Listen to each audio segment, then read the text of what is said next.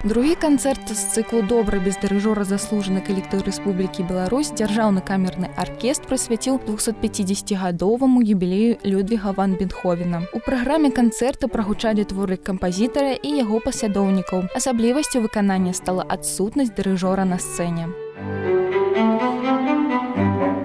Евгений Робертович уже давно нам предлагал организовать такие концерты, в которых мы могли бы музицировать небольшими составами. То есть проявлять свою творческую инициативу, свою творческую индивидуальность именно небольшими составами. Каждый может выбирать, с кем он хочет играть, какое произведение он хочет играть в любом совершенно составе. Каждый является уже сам себе дирижер. Каждый проявляет свою индивидуальность.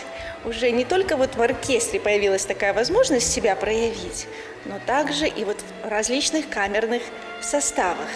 У складзе дзяржаўнага камернага аркестра артысты рознага ўзросту, пераможцы і лаўрэаты рэспубліканскіх і міжнародных музычных конкурсаў. Мастацкім кіраўніком і галоўным дырыжорам аркестра з'яўляецца заслужаны артыст России Евген Бушков.